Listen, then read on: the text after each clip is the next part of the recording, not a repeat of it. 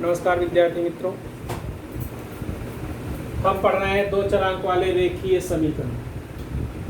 अभी तक हमने समीकरण जो है हमको बनाया मिला और हमने समीकरण को हल किया।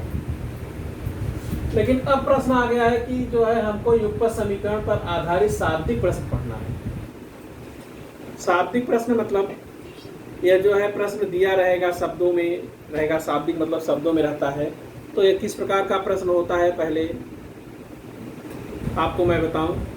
ये शाब्दिक प्रश्न जो होता है इसमें दो शर्तें दी जाती हैं और दो ही चीज पूछा भी जाता है, और जो पूछा जाता है उसी को मानते हैं और उसे मानक कहते हैं, और मानक को जो है उन शर्तों में रखते हैं और हमें समीकरण मिल जाता है। जब समीकरण प्राप्त होता है तो हम समीकरण को हल करते हैं। तो किताब में जो है युगपत समीकरण जो है पर आधारित शाब्दिक प्रश्नों को हल करने के लिए सबसे पहला स्टेप होता है कि सवाल को जो है ध्यानपूर्वक पढ़ना। सवाल को ध्यानपूर्वक पढ़िए। जब सवाल को ध्यानपूर्वक पढ़ेंगे तो उसमें दो शर्त मिलेगी और दो चीजें पूछी जाएगी। तो दी गई जानकारी के आधार पर जो है वह व्यंजकों के लिए चरांक का उपयोग करते हैं। x या y का उपयोग करते हैं, a और b का भी उपयोग कर सकते हैं, p और q का उपयोग भी कर सकते हैं। लेकिन 90% x y का उपयोग लोग करते हैं, a b का भी उपयोग कर सकते हैं। दो चरांकों का उपयोग करना है और चरांक होते हैं जिसके मान बदलते रहते हैं। वो अंग्रेजी वर्णमाला का a से लेकर के z तक सब चरांक है।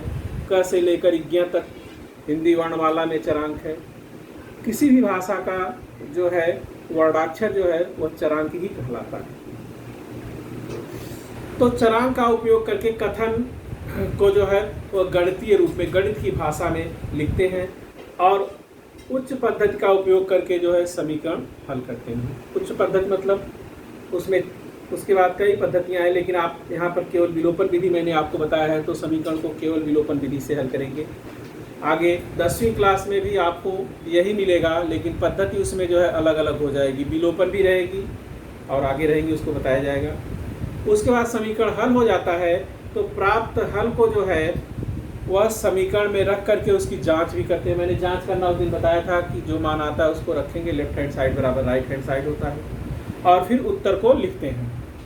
शाब्दिक प्रश्न जो है वह संख्या पर आधारित होता है, आयु संबंधी होता है, अपूर्णांकों पर आधारित होता है, आर्थिक जो है व्यवहार पर आधारित होता है, भूमि की आकृतियों पर आधारित होता है, वेग पर आधारित होता है, चाल, दूरी और समय पर।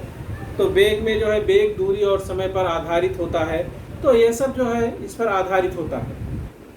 तो आइए जो है हम लोग सवाल को हल करते हैं और देखते हैं कि जो है सवाल कैसे इसके होते हैं और कैसे हल किया जाता है। अभी तक मैंने जो आपको बताया वो बिना सवाल हल किए हुए समझ में नहीं आएगा, इसलिए सवाल को हल करते हैं। तो पहला सवाल हम देखते हैं इसका। आइए सवाल को देखते हैं। किसी लिफाफे में कुछ 5 रुपए के नोट और कुछ 10 रुपए के नोट। नोटों का कुल मूल्य 350 रुपए है। पहली शर्त, मैंने कहा था दो शर्त दी जाती है, तो पहली शर्त हो गई 5 रुपए के नोटों की संख्या 10 रुपए के नोटों की संख्या के 2 गुने से 10 अधिक है। 5 रुपए वाली जो नोट की संख्या है, अगर 10 रुपए के नोटों की संख्या का 2 गुना कर दे तो उससे भी 10 अधिक है। तो लिफाफे में 5 रुपए और 10 रुपए के नोटों की संख्या कितनी है, मतलब 5 रुपए के कितने नोट है और 10 रुपए के कितने नोट है, आपसे पूछ रहा है। तो मैंने कहा था कि जो चीज पूछता है हम उसी को मान लेते हैं। तो माना 5 रुपए के x नोट, माना लिफाफे में, लिफाफा है, माना लिफाफे में 5 रुपए के x नोट, रुपए के x नोट तथा 10 रुपए के y नोट है।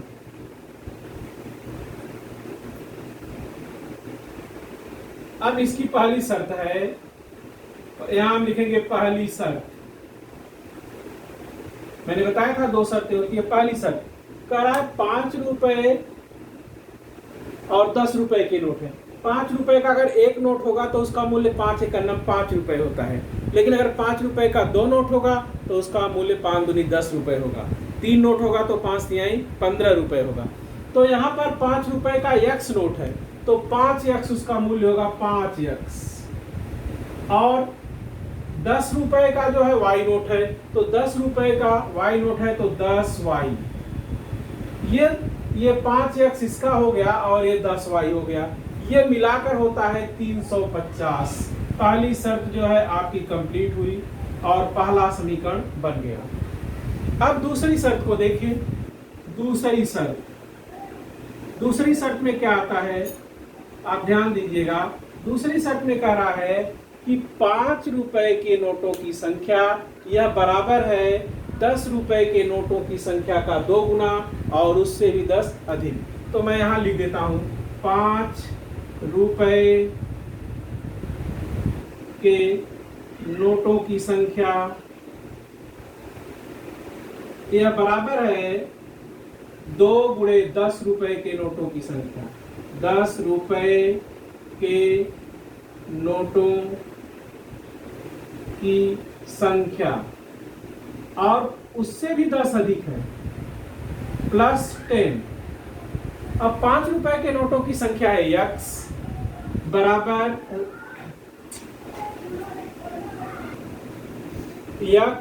हो जाएगा 2 गुणे 10 रुपए के नोटों की संख्या 2 गुणे y और प्लस 10। अब इसको पक्षांतर कर दिया तो इसलिए x माइनस 2y और बराबर 10। समीकरण नंबर 2। अब समीकरण 1 और 2 को हल करेंगे और हम जो है मान निकालेंगे x और y का। तो आइए मैं हल कर रहा हूँ। समीकरण 1 और 2 में जो है वह किसके गुणांक को समान करें, किसको हटाएं। तो मैं y को हटाना चाहता हूँ। यहाँ y का गुणांक है 10 और यहाँ जो है y का गुणांक है 2। अगर इसमें 5 का गुणा कर दें तो 10 हो जाएगा। और अगर मैं x को हटाना चाहूँ तो यहाँ x का गुणांक 5 है, यहाँ भी 5 का गुणा करें तो जो है यह भी 5x हो जाएगा। तो समीकरण नंबर 2 में हम 5 का गुणा करेंगे। समीकरण 2 और गुणे 5 तो हो गया 5x माइनस 10y और बराबर 5 दहा में 50। ये समीकरण 3 हो गया। अब इसके नीचे हमने ये समीकरण पहला लिख दिया 5x धन 10y बराबर 350। समीकरण नंबर 1। अब देखिए यहाँ पर x और y दोनों के गुणांक समान हैं। आप चाहें तो x को भी हटा सकते हैं, चाहें तो y को भी हटा सकते हैं, विलोपन विधि। लेकिन मैं y को हटाने की बात कहा था मैंने, तो यहाँ पर देखिए यहाँ पर 10 है दोनों का गुणांक। y में समीकरण 3 में भी और 1 में भी y का गुणांक 10 है, लेकिन चिन्ह विपरीत है। जब चिन्ह विपरीत रहता है तो जोड़ते हैं और चिन्ह समान रहता है तो घटाते हैं।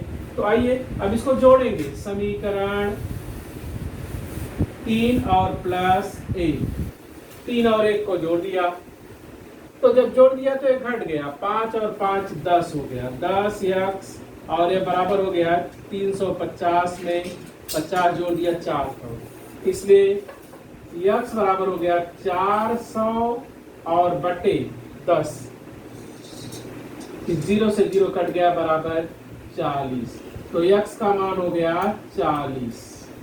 5 रुपए के 40 नोट हो गए। अब x का मान समीकरण 1 या 2 कहीं भी रखेंगे आपको y का मान मिलेगा। तो मैं x का मान समीकरण 1 में रखेंगे। हमने 1 में रख दिया। 1 में रखा तो देखिए 5x 5 गुणे 40 प्लस 10y बराबर 350। अब 5 का 40 में गुणा किया तो 200 प्लस 10y बराबर 350। अब देखिए जो मैंने सवाल लिखा इसको मिटा रहा हूं और यहाँ का उधर हल करूंगा। ये जो है इधर हल कर देता हूं। देखिए पक्षांतर करने पर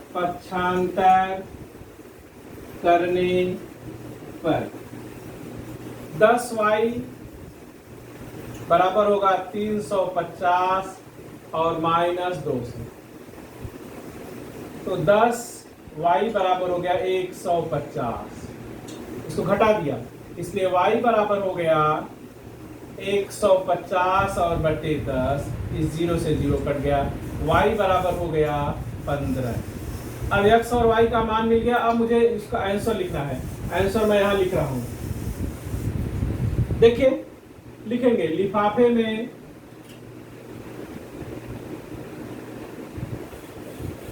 5